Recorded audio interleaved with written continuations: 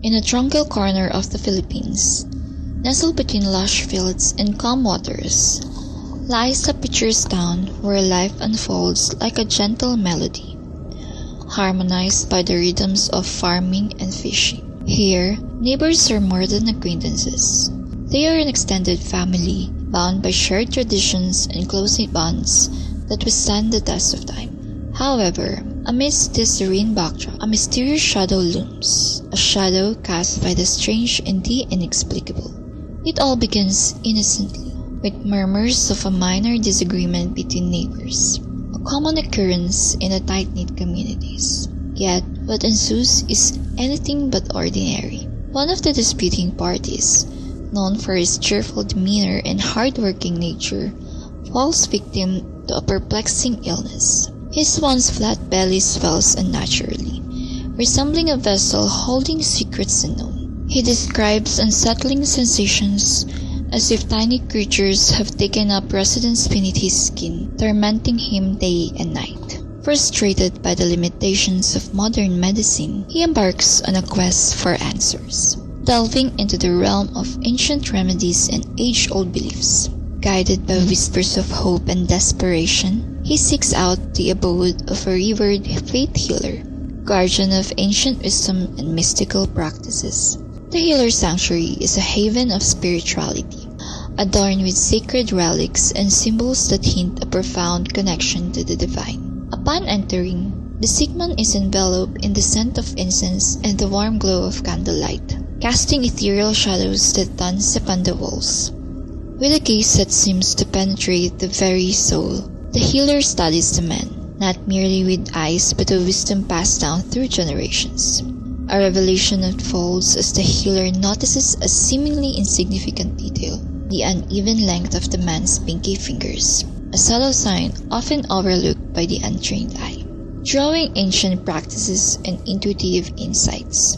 The healer performs a ritual of revelation, invoking forces beyond the realm of mortal understanding. Through whispered incantations and the flickering flame of a blessed candle, the hidden truth is unveiled. The man is ensnared by kulam, a malevolent curse woven from envy and malice.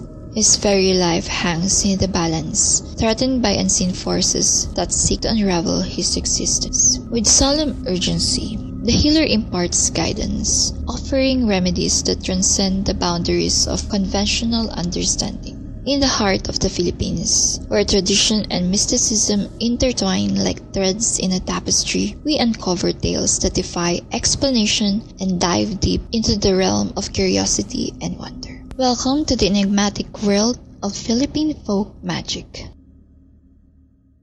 Hey there, fellow curious minds. This is your host, Jane.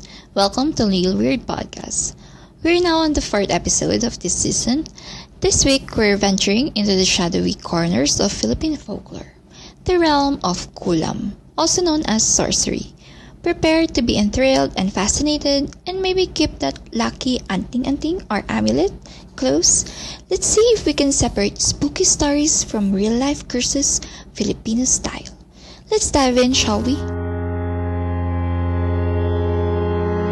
In our province, one of the things that often sends a chill down people's spines is the idea of encountering someone they suspect to be a witch or a sorcerer. These individuals, if they exist, keep their identities hidden, adding to the mystery and fear surrounding them. It's like a whispered legend that lingers in the background, making folks wary in their presence. Here, in the Philippines, folk magic comes in many flavors. Some of it is believed to bring healing, while others have a darker reputation. Associated with curses and malevolence, it's these darker practices that tend to unsettle those who believe in such things, stirring up a mix of fascination and fear. Different regions and ethnic groups in the Philippines have their own terms for witches. For instance, in Tagalog, they are called mangkukulam or manggagaway. In Waray, you might hear aswang, malupad, malakat, or mambabarang. Bisaya speakers use aswang and mambabarang as well. Similarly,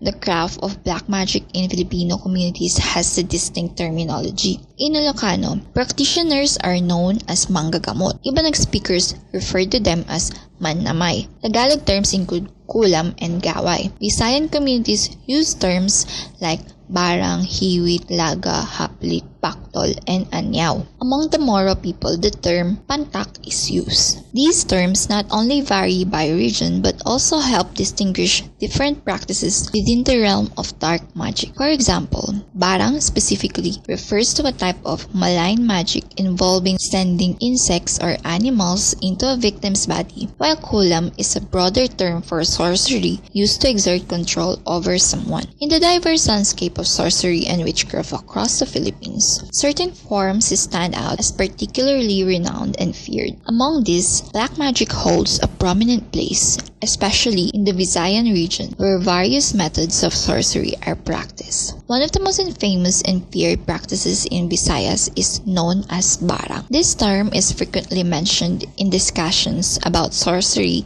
in the region and is often used to refer to specific of malign magic. In the barang practice, the sorcerer, known as a mambabarang, sends insects or other animals into the body of a victim to achieve their malevolent goals. These creatures, also referred to as barang, are not ordinary specimens. For instance, centipedes, bees, wasps, beetles, small snakes, or weevils used in barang rituals are used to possess unique qualities. They may have 7 legs instead of the usual 6, indicating their supernatural nature. Interestingly, mambabarangs acquired these special bred animals from experienced sorcerers who specialize in their cultivation. Despite their unusual attributes, these creatures are not inherently harmful. They only pose a threat when commanded by the sorcerer to inflict harm upon their target. This aspect of barang magic adds to its mystique and apprehension it instills among those who believe in its powers. My grandfather hails from the Visayas region,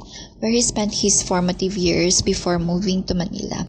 He often regaled me with stories from his youth, particularly about the potent sorcery that held sway in their community. One vivid tale he shared was about a custom during town feast and celebration known as pasayaw in our language. This event was a grand affair, set under a sprawling tent in an open space, illuminated by vibrant lights and the pulsating rhythm of music from a complete sound system. The atmosphere was lively, with men and women gathering to dance and revel in the festivities. During these pasayaw gatherings, my grandfather and his friends would mingle with the attendees, drawn by the allure of beautiful women in attendance. He recounted encounters with women whose appearance seemed flawless at first glance, long black-haired, graceful figures, but when they would turn around, my grandfather and his friends would be surprised to see that their noses are just falling off their faces, as if they were detached from their faces. He said that this was because of barang. Among the telltale signs associated with barang, one of the most prevalent and widely recognized is the discharge of blood. Additionally, victims may experience significant discomfort and swelling in the stomach region. What's peculiar is that the swelling tends to fluctuate,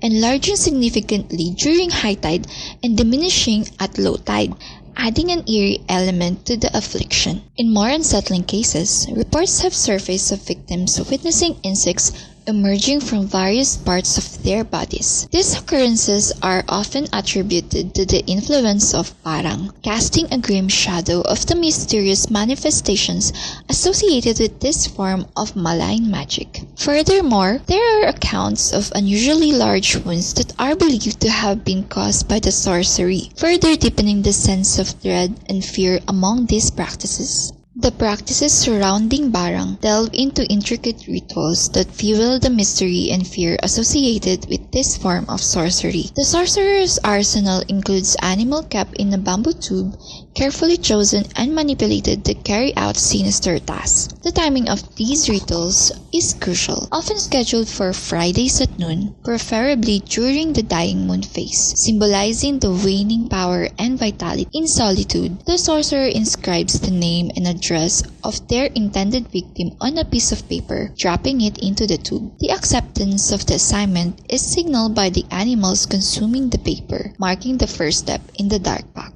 Each animal is then bound with a white thread around its seventh rear leg if it's an insect. Then, the sorcerer issues specific instructions. If successful, the animals infiltrate the victim's body invisibly through its openings. The next day, blood stains on the threads indicate completed mission, while clean threads suggest a thwarted attempt due to innocence or protective amulets. Another method of sorcery, known as paktol, delves into the realm of representation magic, akin to the popular voodoo practices where objects serve as vessels for supernatural influence. In this case, either a skull or a doll becomes the conduit for the sorcerer's malevolent intentions, mirroring the afflictions onto the victim. When employing the method with a skull, the victim experiences severe symptoms such as intense headaches, chest tightness, difficulty breathing, and even tongue retraction. The relentless pain causes the victim to writhe in agony, tormented by the invisible forces at work. On the other hand, the use of a doll includes placing nails or pins on specific parts of the doll,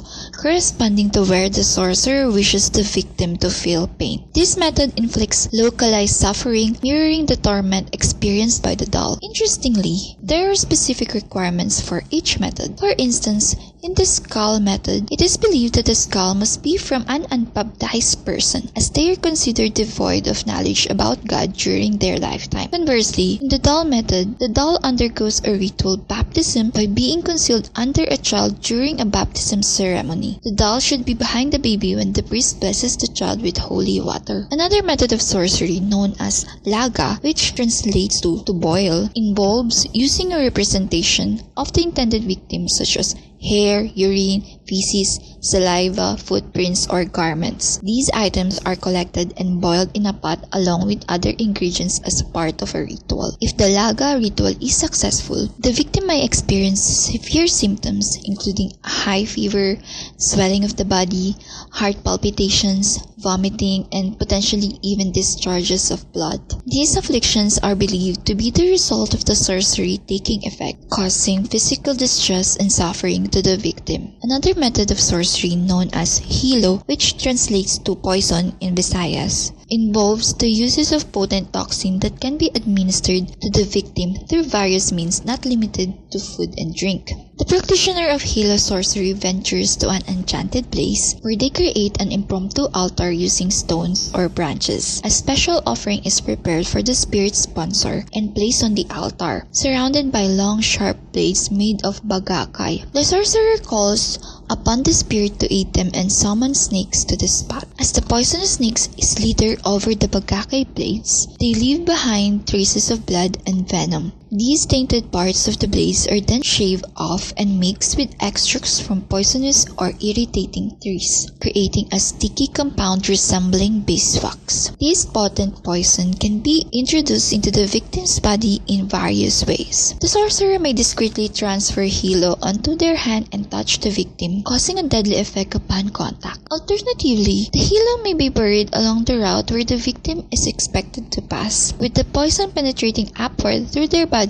upon stepping over it. Victims of hilo sorcery may exhibit symptoms such as discharges of blood from different body parts, persistent coughing, swollen eyes, and abnormal stool consistency described as muddy. These distressing signs are believed to be the direct result of the potent poison introduced into their system through sorcery. Becoming a practitioner of dangerous magic involves a complex journey that can vary based on tradition, beliefs, and personal choices. Here are some common ways individuals acquire such powers.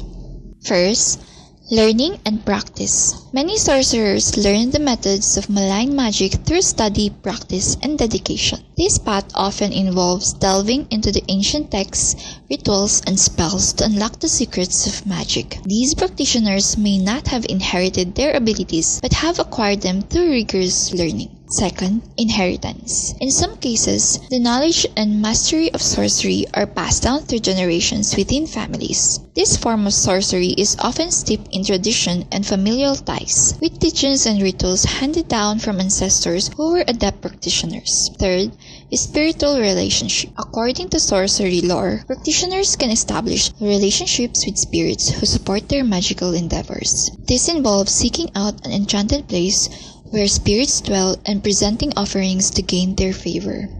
The practitioner becomes the best friend of the spirit with an obligation to provide offerings each year and in some cases fulfill certain tasks or obligations as requested by the spirit. Fourth, pact with supernatural entities. Some practitioners acquire dangerous powers through pacts or agreements with supernatural entities, including spirits, demons, or even the devil. This pact often involve practices or commitments and can grant immense power but also come with grave consequences. It's important to note that the methods and beliefs surrounding becoming a sorcerer can vary widely across cultures and traditions. The obligations and practices associated with maintaining these powers, such as providing offerings or fulfilling tasks for spirits, add layers of complexity to the role of a sorcerer in different societies. The motivation behind sorcery and destructive magic often revolve around business and resolving social conflicts, rather than personal vendettas. Sorcerers typically take on work from clients who seek their services to address specific issues such as property disputes, relationship problems, or feelings of envy. It's important to note that sorcerers believe in a sense of justice, and they often insist that their magic will only be effective if the target or intended victim is guilty of the wrongdoing as suggested by the client. This belief stems from a moral code or belief system within the sorcery community where they see themselves as agents of justice or balance. For clients, the decision to seek sorcery or destructive magic is driven by the desire to resolve conflicts or gain an advantage in contentious situations. Issues related to properties, relationships, or envy can create social discord, and clients might turn to sorcerers as a means of addressing these challenges or achieving their desired outcomes. Overall, while sorcery and destructive magic may seem mysterious and dark, they often stem from pragmatic motivations related to resolving conflicts and addressing societal issues, albeit through unconventional means. Countering sorcery and harmful magic often involves seeking the help of a healer, known as an albularyo or mananambal in Visayan culture.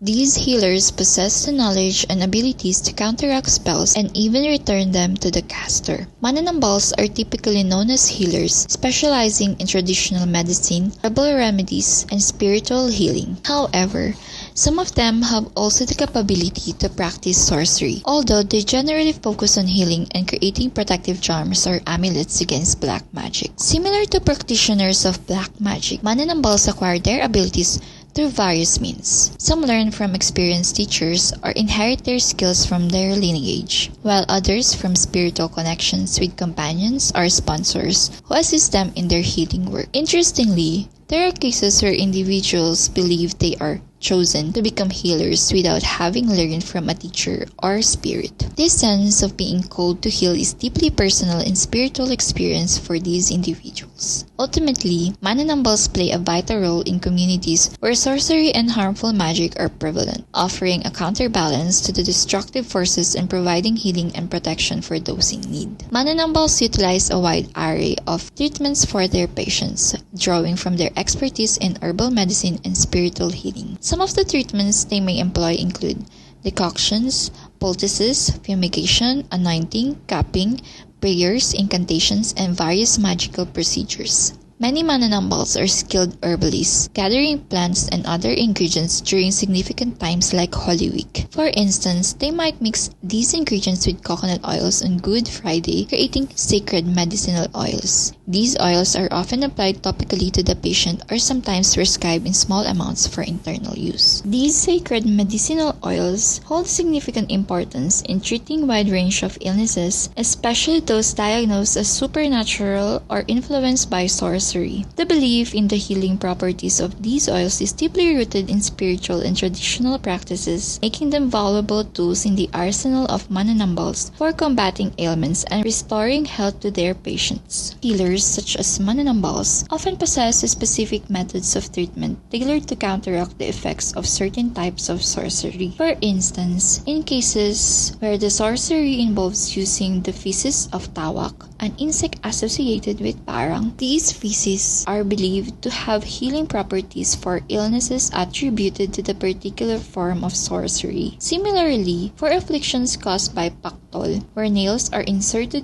into a doll representing the victim, patients may be instructed to consume water that has been boiled with nails. The diagnostic process conducted by mananambals is multifaceted and can vary depending the individual healer and the spiritual connections. Some diagnose their patients through private rituals or methods, while others receive insights and guidance from their spirit companions or sponsors. These spiritual entities play a crucial role not only in diagnosing ailments but also in prescribing the appropriate treatments. Unlike practitioners of black magic who often demand specific fees for their services, mananambals typically accept donations of any kind, whether in the form of cash or goods. This approach stems from the belief that practicing healing for profit might jeopardize their spiritual gifts. Many mananambals prioritize the well-being of their patients and view their healing abilities as sacred gifts that should be used for the greater good rather than financial gain. Confirming whether a health condition is supernatural or not involves a combination of factors, especially in rural areas where access to advanced healthcare and education may be limited. Here are some common ways which people determine if a health issue is attributed to supernatural cases. First,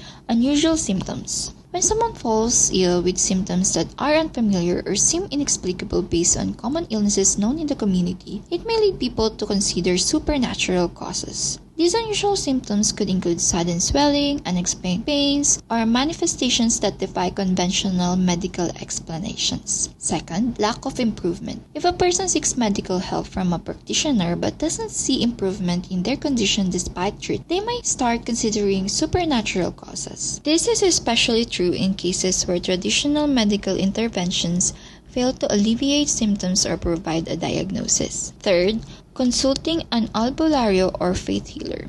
In many rural areas, consulting an albulario or faith healer is a common practice when facing health challenges believed to have supernatural origins. The healer typically conducts an interview with the patient, gathering information about their symptoms, medical history, and circumstances surrounding their illness. Fourth, divination and spiritual guidance.